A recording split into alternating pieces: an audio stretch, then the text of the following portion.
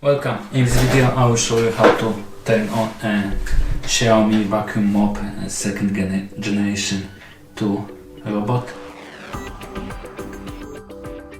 Start, you need to just press the power button and hold it like for 3 seconds. If the vacuum mop needs to be turned off, move it away from the charging dock and turn it off.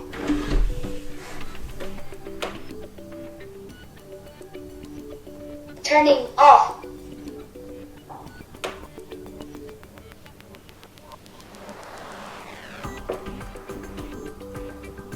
Turning on. And this is how you start your XIAOMI Vacuum Mop robot. Thank you for watching. If you like this video, subscribe to our channel and give us a like.